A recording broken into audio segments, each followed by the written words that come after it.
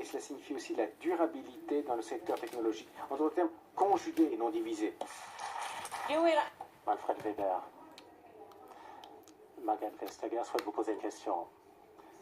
Alors ça, c'est... J'interviens parce que vous avez dit que mon collègue Miguel venait du PPE, mais son travail n'a pas été bon parce qu'il venait du PPE, mais parce qu'il était au sein de la commission. La décarbonisation des transports, ça n'a pas été de son seul fait. On a travaillé de façon collégiale.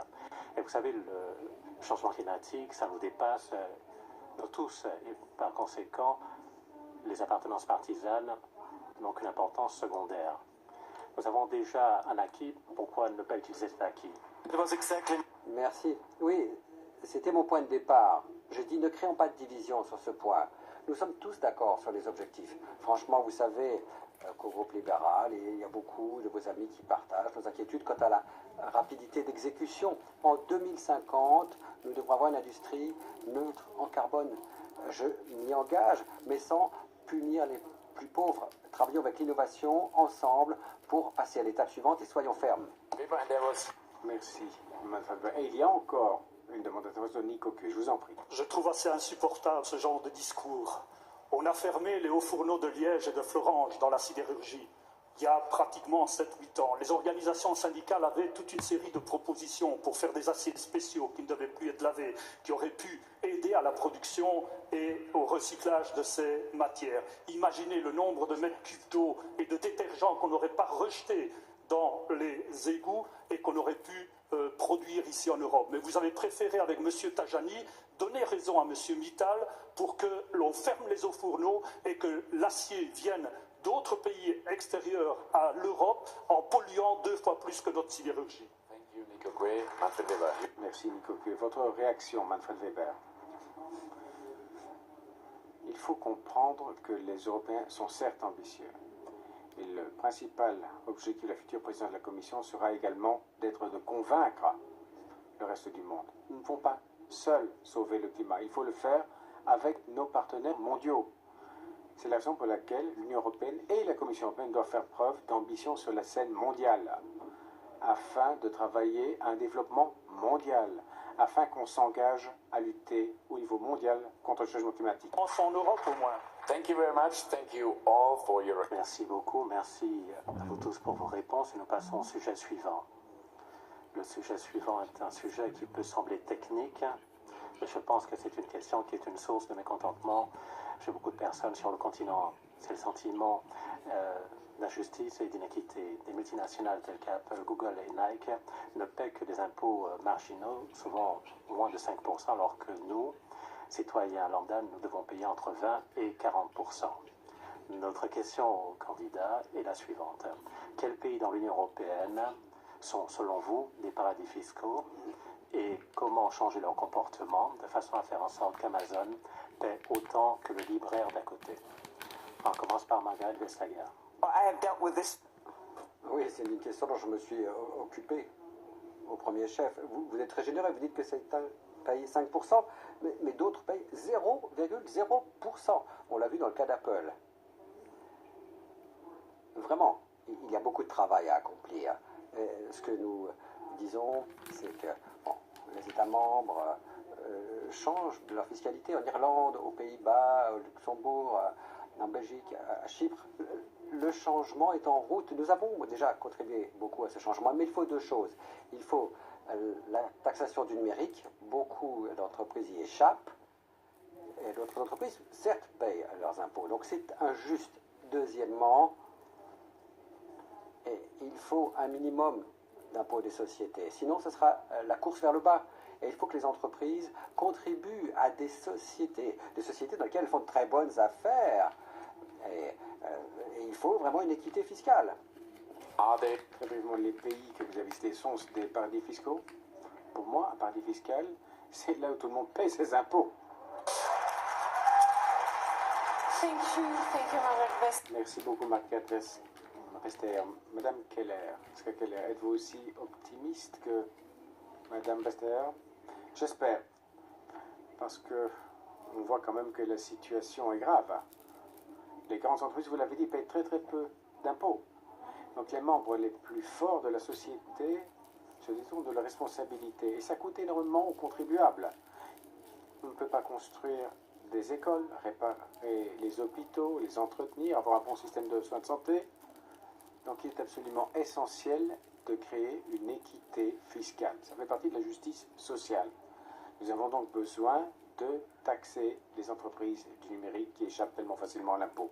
Nous avons besoin d'un taux minimum de fiscalisation des entreprises. Mais nous avons également besoin de transparence pour toutes les entreprises. Nous avons déjà essayé d'établir des règles en matière de transparence, de façon à ce qu'il soit clair de savoir qui emploie qui, combien d'employés. Mais ce n'est pas clair. Malheureusement, le CR, les deux ont voté contre cette transparence. Il ne doit pas y avoir d'exemption à la transparence. La transparence vaut pour tous. Keller. Merci, Ska Keller. Candidat suivant, Frans Timmermans. Votre pays a déjà été mentionné. Est-ce que c'est un paradis fiscal? Alors, ils ont vu que ça ne pouvait pas continuer ainsi. Et l'heure était venue depuis longtemps de le faire. Je suis d'accord avec Margaret lorsqu'elle dit qu'il faut qu'il y ait un niveau d'imposition plancher dans toute l'Europe. 18% par exemple, on pourrait avoir des conditions égales pour tous. Certains pays pourraient décider d'aller plus loin, mais ne pourraient pas descendre en dessous de ce plancher. L'économie a changé beaucoup. On est à la 4e révolution industrielle. Il y a des entreprises qui ont trouvé des moyens de ne pas payer d'impôts du tout. Margaret a tout à fait raison. Il y a des entreprises qui ne paient pas d'impôts. Donc il faudrait demander à Alexa, Amazon, quand est-ce que tu vas payer tes impôts? Bien, il reste 20 secondes. Donc j'ai une question. Si vous proposez cet impôt des sociétés à 18%, comment faites-vous pour que l'Irlande soit d'accord? Eh bien, ils ont vu que c'était nuisible pour leur économie à long terme. Ces grands entrepôts où personne ne travaille, c'est dans l'intérêt d'aucune économie. Je crois que nous pouvons convaincre tout le monde de suivre cette voie. C'est ça aussi un élément de la solidarité européenne. Et je suis sûr qu'on peut convaincre mon propre pays aussi. Merci, Frans Timmermans. Yann Zahradil, que pensez-vous de la transparence? Tout d'abord, je crois qu'il y aura certainement des différences fondamentales entre nous. Je pense que les États ont le droit de taxer les entreprises.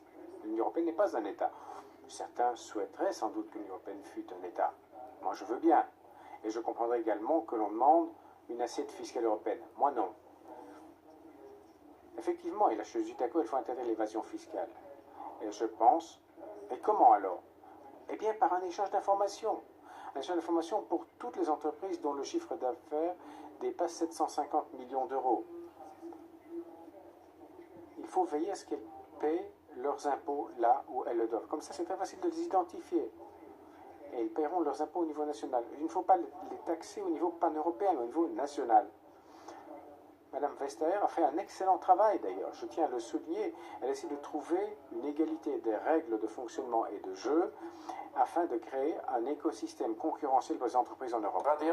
Merci Yann Zahradil. Nico Coué, est-ce que vous êtes d'accord pour dire que ça c'est pas les affaires de l'Europe, la fiscalité? Pas du tout.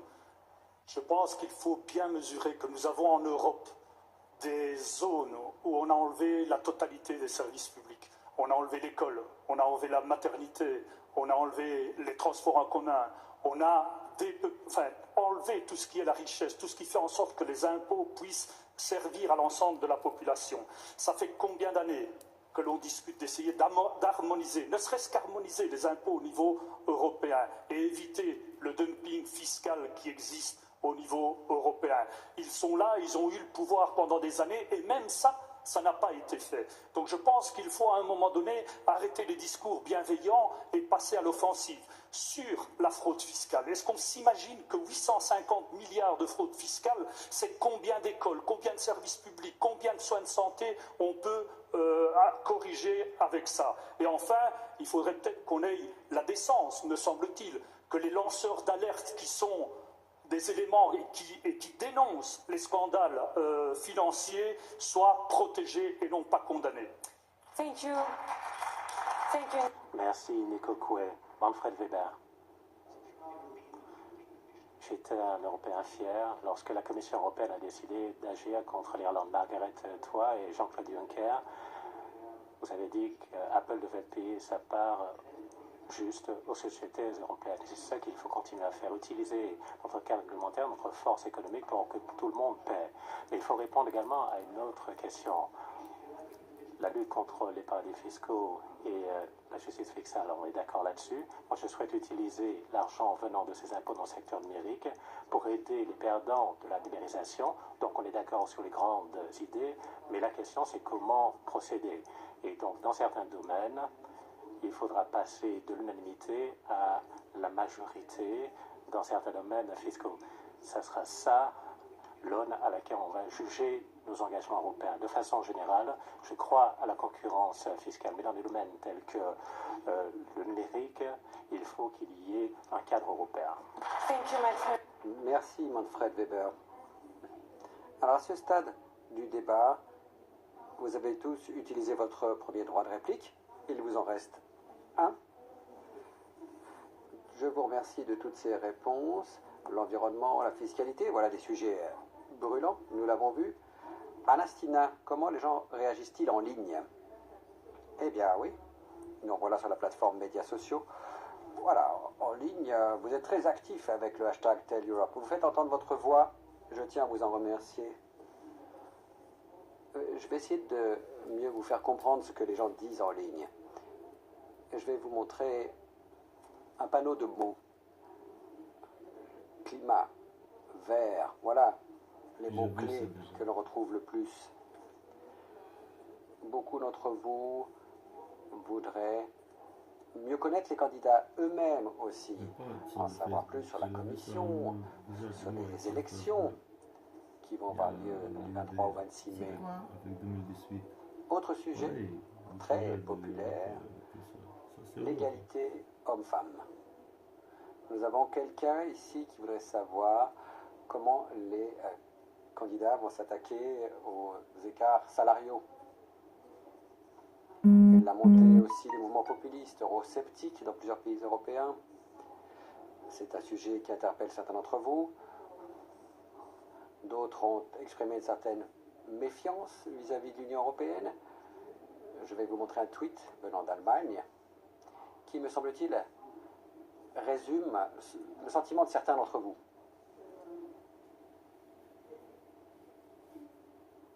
Certains pensent que l'Union européenne, on ne la connaît pas assez bien, on n'explique pas assez ce que fait l'Union européenne, ce qu'elle est. Continuez, envoyez vos commentaires, vos questions avec le hashtag Tell Europe. Poursuivons le débat en ligne et sur la scène.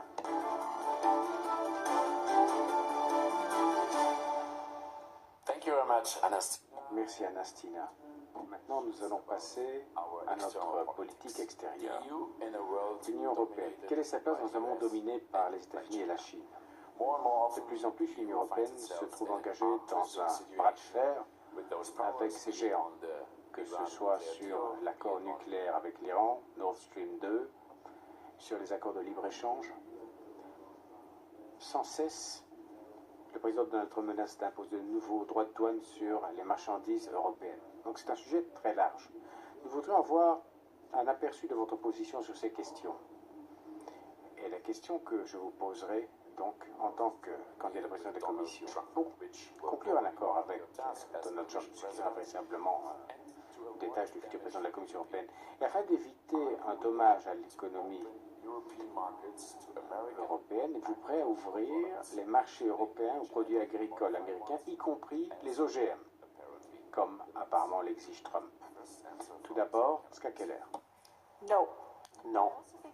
Mais je pense également qu'il faut pousser notre réflexion et réfléchir au rôle joué par l'Union européenne dans le monde. Et je pense qu'on aura un rôle important à jouer. Et il faut envisager ce rôle et s'unir autour de ce rôle. Mon idée, c'est que l'Europe devrait être une force de la paix et des droits de l'homme dans le monde.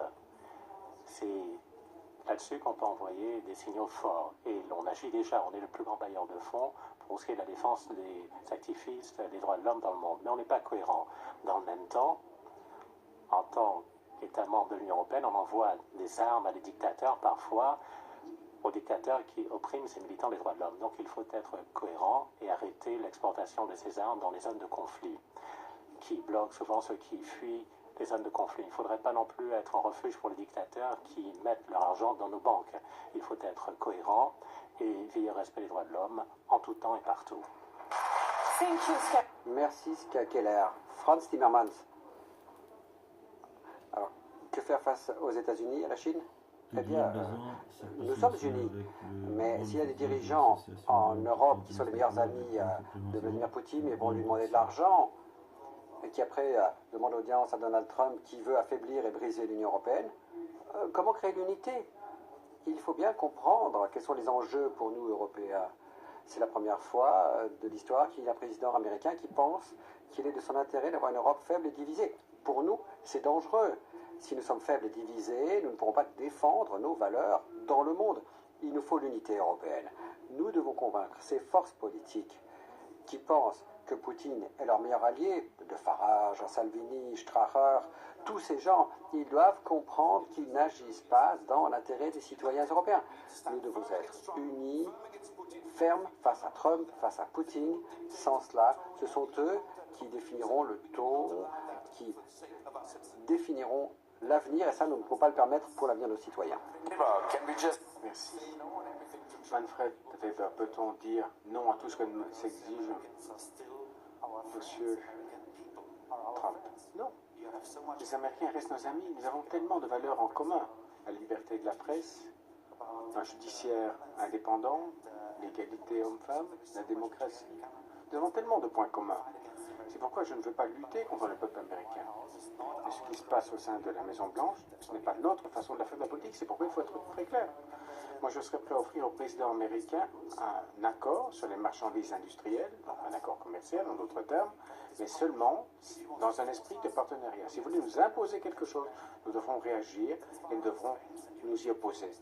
C'est pourquoi nous avons besoin d'être unis et forts. Et nous avons besoin d'un mécanisme pour ce faire.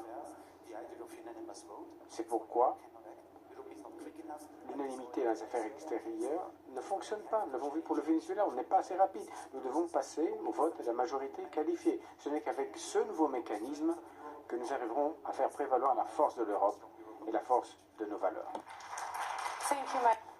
Merci, Manfred Weber. Nico Coué, que pensez-vous United States. des relations avec la Chine et les États-Unis? Je pense que les traités de libre-échange affaiblissent l'Europe parce qu'on n'arrive pas à imposer à nos partenaires des normes sociales et environnementales. C'est quand même incroyable que la plus grande économie du monde, quand on fait la totalité des pays européens, n'arrive pas à faire en sorte que les standards de vie en Europe soient respectés. Le traité de libre-échange, c'est aussi donner l'autorité à une justice qui est une justice privée et qui met en danger les États par rapport à cette justice privée. Je prends l'exemple de l'Égypte contre Veolia. L'augmentation du salaire minimum a été remis en cause par Veolia à travers ces arbitrages privés et qui sont souvent secrets. La démocratie en Europe, c'est de discuter avec l'ensemble des Européens sur ce genre de traité parce qu'il touche les agriculteurs, les industriels, l'ensemble de la population européenne. C'est comme ça qu'on avancera. Thank you, Nico Coué. Merci, Nico Coué. Monsieur Saradil, est-ce que vous parlerez des biens agricoles? Tout d'abord, je dois dire que pour nous, pour l'Europe, le commerce est le principal moteur de la croissance économique. Et je pense qu'on devrait négocier avec les États-Unis. Le marché transatlantique, c'est une grande opportunité. Peu importe celui qui actuellement est président des États-Unis, mais ce n'est pas le seul marché. Il y a d'autres marchés. Et en tant que vice-président de la Commission commerce international, on est pu négocier la plus grande zone de libre-échange au monde qui couvre plus de 60% du PIB mondial avec le Japon. Je pense qu'il faut poursuivre ainsi. À un moment où le protectionnisme est en essor, il faut faire de notre objectif d'être un pionnier du libre-échange et essayer d'avoir plus d'accords de libre-échange, en particulier avec des pays asiatiques, car c'est là que se trouve l'avenir économique du monde. Thank you very much, Jens. Merci beaucoup, Margaret Vestager. Vous êtes commissaire européenne à la concurrence, donc vous avez dû faire face à ces autres pays, à ces puissances. Qu'en pensez-vous? Moi, je crois que l'Europe peut être bien plus confiance, comme l'a dit Nico. Nous sommes le plus grand bloc économique du monde, avec les plus grands partenaires commerciaux. Nous sommes le partenaire privilégié de plus de 18 pays. Donc, peut-être une Europe plus confiante, peut-être un peu plus dure aussi, parce que si nous accordons l'accès à notre marché, nous devons avoir accès aux autres marchés aussi. Nous voulons une concurrence équitable en Europe, mais nous devons aussi défendre nos entreprises si elles font face à une concurrence déloyale depuis des pays hors Europe. Et pour cela, il faut aller plus loin que nous l'avons fait jusqu'à maintenant.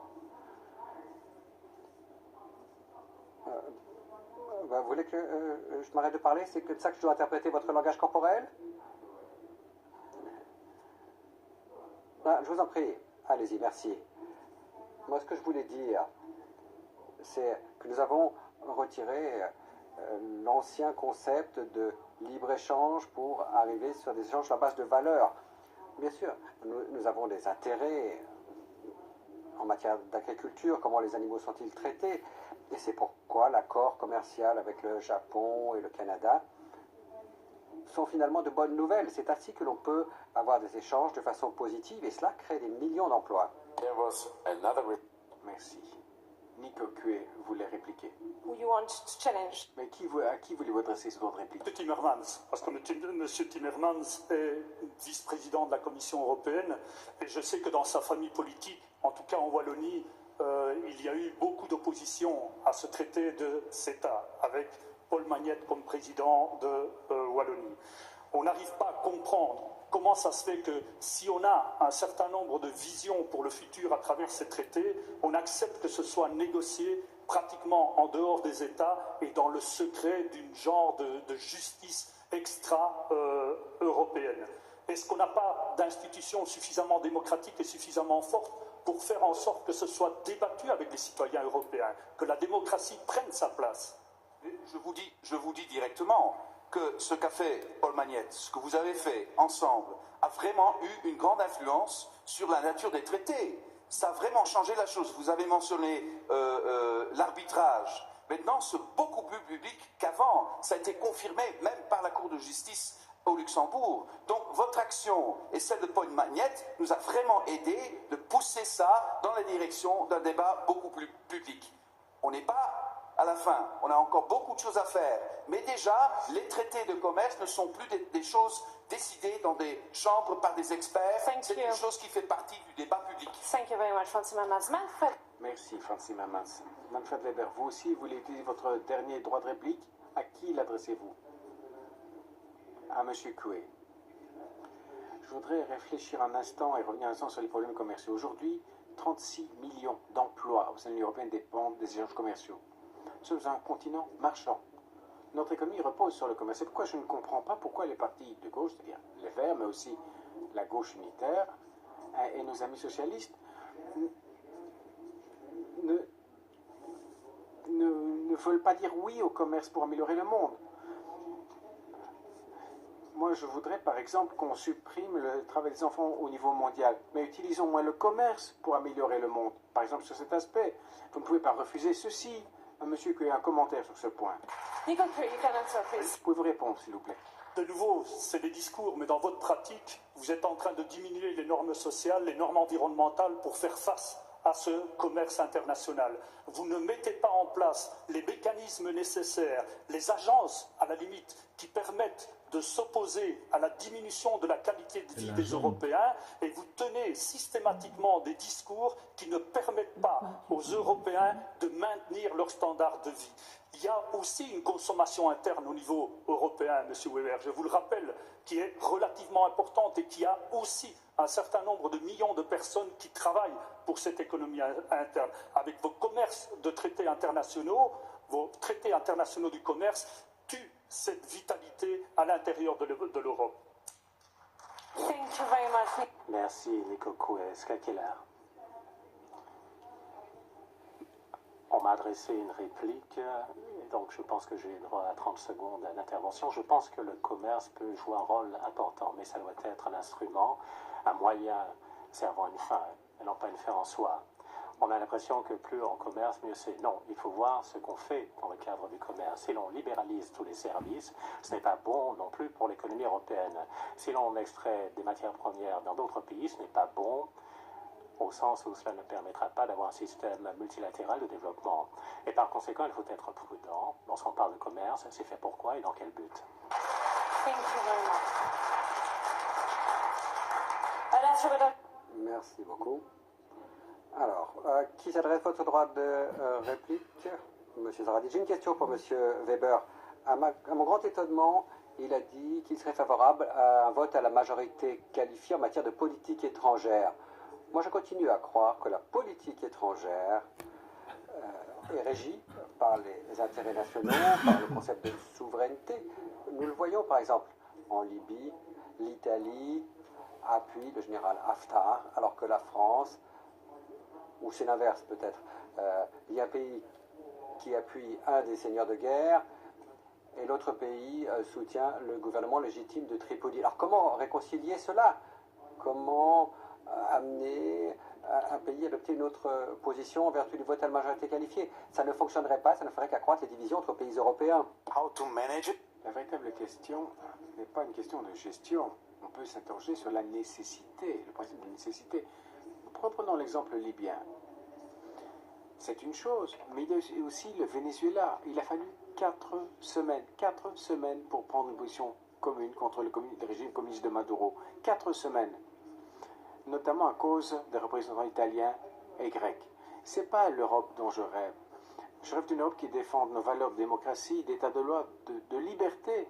Liberté de notre continent. C'est ce que j'ai toujours défendu et ce n'est possible que si nous arrivons au vote à la majorité qualifiée dans le secteur des relations extérieures. C'est là où nous devons nous renforcer.